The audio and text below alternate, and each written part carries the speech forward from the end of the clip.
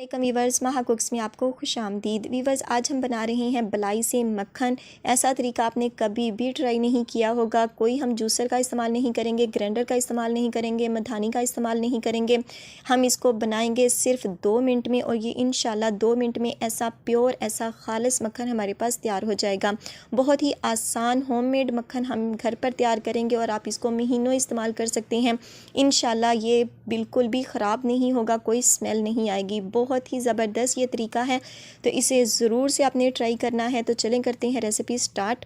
बिस्मिल्लाहिर्रहमानिर्रहीम। तो वीवर्स, यहाँ पर हमने ले ली है मलाई और इसको मैंने फ्रीज़र में स्टोर किया था ताकि ये ख़राब ना हो, इसमें से स्मेल ना आ सके।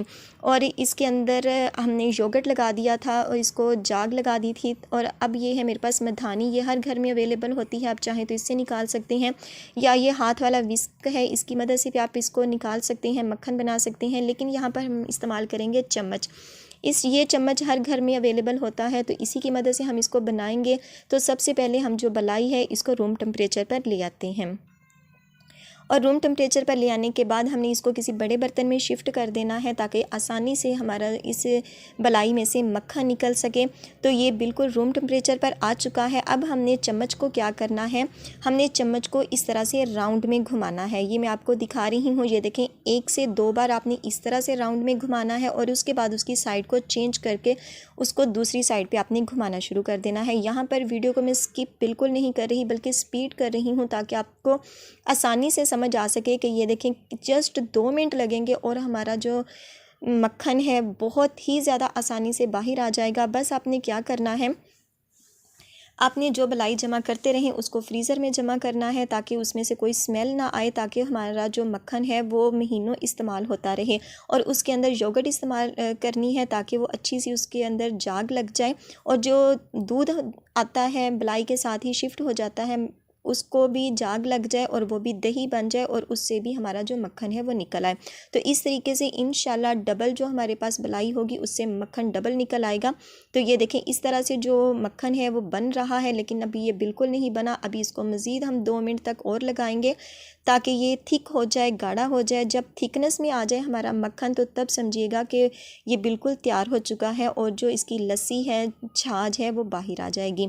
तो ये देखें बहुत ही प्योर, बहुत ही खालिस और बहुत ही थिक हमारे पास जो मक्खन है वो बन चुका है। कोई भी टाइम नहीं लगा, फटाफट से ये बन के तैयार हो चुका है। आप इसकी थिकनेस की तरफ देख सकते हैं, आप इसकी कलर की तरफ देख सकते हैं और ये माशाल्लाह से ये देखिएगा ये कितना ज़्यादा, कितना डबल हमारे पास ये तैयार हुआ है। तो वीवर्स, बहुत ही यूनिक, बहुत ही डिफरेंट तरीका मैं आपके साथ शेयर कर रही हूँ। जूसर को इस्तेमाल किए बगैर, ग्राइंडर को इस्तेमाल किए बगैर, कोई बर्तन हमने ज़्यादा इस्तेमाल नहीं किए और ना ही हमने कोई टाइम को ज़ाया किया है। जस्ट 2 मिनट में ही जो हमारा मक्खन है वो बहुत ही खालिस, बहुत ही प्योर बनकर तैयार हो चुका है। तो इस तरीके को आपने ज़रूर से ट्राई करना है। जो न्यू बच्चियाँ डरती हैं कि कहीं हमसे ख़राब ना हो जाए, तो इस तरीके को वो ज़रूर से ट्राई कर सकती हैं। अगर किसी के घर में मधानी भी नहीं है तो वो हाथ की मदद से, जस्ट 1 चम्मच की मदद से इसको तैयार कर सकती हैं। तो ऐसा शॉर्टकट तरीका आपको कहीं और नहीं मिलेगा, तो इसे ज़रूर से आपने ट्राई करना है। तो इंशाल्लाह ये आपका मक्खन बहुत ही शानदार तरीके से और बहुत ही फटाफट से बनके तैयार हो जाएगा। तो वीवर्स, ये है हमारी बलाई से मक्खन निकालने की ये है फ़ाइनल लुक। बहुत ही शानदार ये लग रहा है, बहुत ही मज़ेदार लग रहा है। आप इसे स्टोर करके रख सकते हैं और इसे टिक्कियाँ बनाकर भी इस्तेमाल कर सकते हैं। लेकिन अगर आप चाहें तो इससे घी भी निकाल सकती हैं, जैसे आपको सहूलत हो। तो इसे आप इस्तेमाल कीजिएगा, इस तरीके को ज़रूर से ट्राई कीजिएगा। फ़ीडबैक अपना ज़रूर दीजिएगा कि आपको आज की ये रेसिपी कैसी लगी। और आखिर में वही रिक्वेस्ट, वीडियो अच्छी लगे तो वीडियो को लाइक और चैनल पर नए हो तो सब्सक्राइब करना मत भूलिएगा और बेल आइकन को ज़रूर से प्रेस कीजिएगा ताकि आने वाली हर नई वीडियो का नोटिफिकेशन आपको बर वक्त मिल सके। तो इंशाल्लाह मिलेंगी ऐसी ही बहुत ही ज़बरदस्त, न्यू और मज़ेदार रेसिपीज़ के साथ। तब तक दुआओं में याद रखिएगा, अपना और अपने प्यारों का ख्याल रखिएगा। अल्लाह हाफिज़।